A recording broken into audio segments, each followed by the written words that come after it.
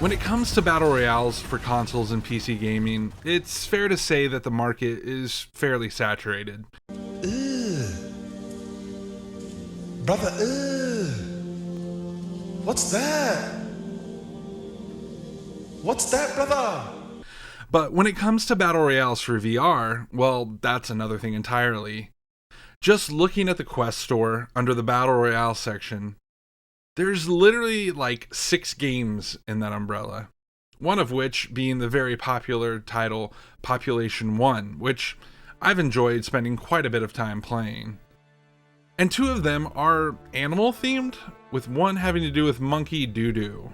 Unfortunately, or maybe not unfortunately, we won't be talking about monkey doo-doo today. Instead, we're taking a look at the game at the very bottom of that list, a new VR BR that dropped on the Quest store back in February, Contractors Showdown.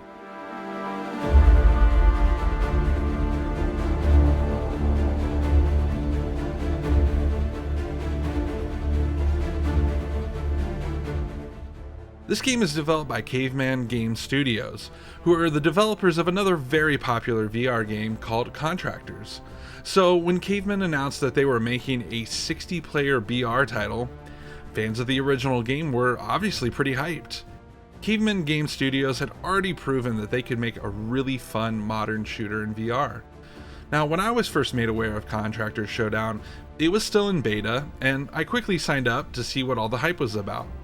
I was eventually granted access very shortly before the game release date was announced, so I really only got to enjoy it for a week or so before the beta went away and I had to wait to pay and play the game after it launched.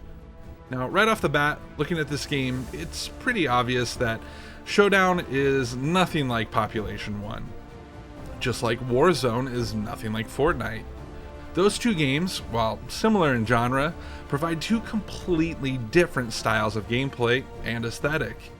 Showdown gives off some serious Warzone vibes, which isn't really a bad thing by any means. I'm sure some VR gamers feel that Population 1's more cartoony and arcadey feel is maybe too loose and childish, and that's where Showdown shows up, rubs some dirt on it, and gets down to work. This game isn't pulling any punches, and it's not for the faint of heart. This game is challenging, and it will take some serious hours to put into it to become efficient on the battlefield. If you think Apex Legends or Warzone is hard, you ain't seen nothing yet.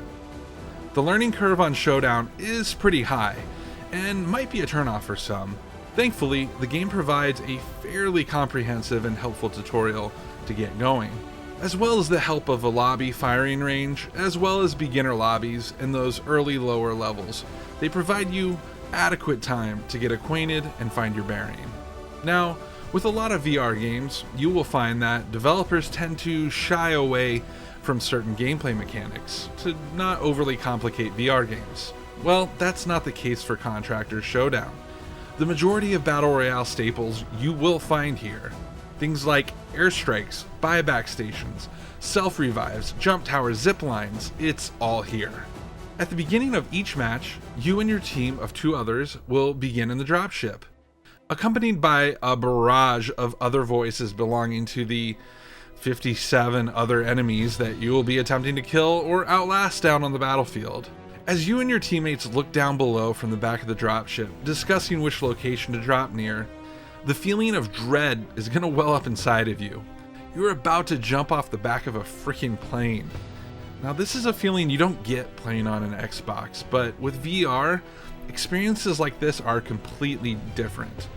So after free falling towards the ground below, the player can grab the parachute toggles and steer themselves toward the ground below. This feature is actually brilliantly done in Showdown, and one of my personal favorite parts of this game. It takes a little getting used to, but it's a blast. Anytime you jump from up high during the game, you have the option to use your parachute. Now, speaking of flying around the map with a parachute, this seems like a good time to mention just how motion heavy this game can be. As with any game that relies solely on free range of motion in VR, this game is really for those who can fully handle VR motion. Things like zip lines, jump towers, and parachutes will really put your motion sickness fortitude to the test. Just be warned that if you aren't used to VR games like this, it's a process that you'll have to build up to. After landing hopefully safe on the ground, it's time for that age-old tradition with battle royales where you scavenge the grounds looking for any and all loot. Now, certain areas provide better loot and some areas have zero loot. Loot ranges from guns and ammo to heals and body armor plates. You'll also find weapon attachments as well as computer chips used to provide perks and other weaponry. Now, as with most games like this, knowing what to loot and how to use every weapon, gun, and gizmo takes time and patience to learn. The map has scattered vending machines throughout that you can spend money to purchase perks and other attachments. It's a bit surprising how much you can do, and it's really quite impressive. One thing that I did find a bit odd was Showdown's decision to have NPCs scattered around the map. Now, obviously, a lot of battle royales have this feature, so it's not unheard of. It just feels a bit unnecessary. There's already 60 people on this map, and they do a good job of keeping the map shrinks moving quickly to keep things from growing stale. There's also not a lot of giveaways as to who's the real person and who's a non-playable character.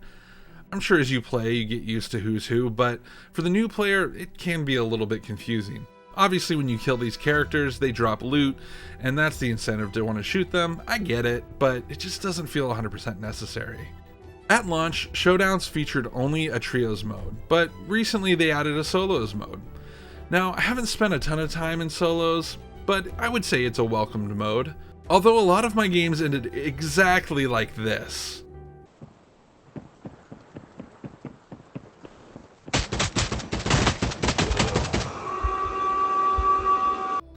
So yeah, it needs some work. Nothing like getting one clipped from a completely silent assassin. But really, the trios, in my opinion, is where it's at. I was shocked at how friendly everyone was while playing with entirely random people. Now, granted, most of them were dudes who sounded to be pretty close in age to me. With this game costing $20, you get a lot more of this. Alright, let's go. 3, 2, 1. Whee! And less of this. I'm scared. Don't like this. Why is boy yelling in my fucking ear? Dude. With that game being free. Now, I'm not saying there's anything wrong with playing games that have lots of younger gamers playing, but there's just something about playing with more mature gamers that made for a more enjoyable experience, at least in my games. Again, I was shocked how helpful and kind most randos were being. It actually helped me come out of my bubble and talk to people as I played match after match. I hope the game stays this way in the future. The combat in this game is not easy by any means. You have to learn how to properly aim down sights in VR, otherwise you're going to miss your shots. Showdown went almost all the way when it comes to creating a realistic and accurate feel to firing guns, with iron sights or optics. And the same goes for reloading too. There's no one button reload here. You are ejecting mags, grabbing new ones from a pouch, popping it in the gun, and then racking the first round.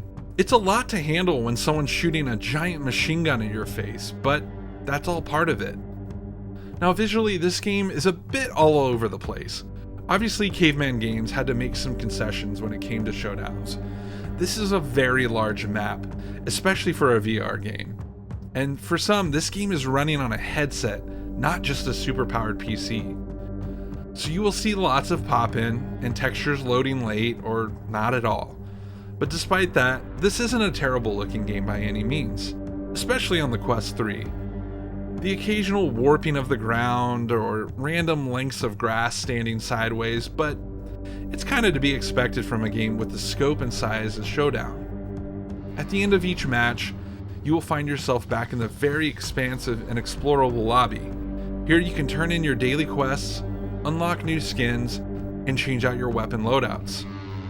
There's tons of things to check out and unlock as you progress through the game, and more than enough things to keep you wanting to jump back in for one more. As with most battle royales, the in-between of each match can be a bit long. Combined with heading back into the lobby, then heading into a pre-game server lobby, your wait time could be anywhere from 3 to 7 minutes, maybe even more.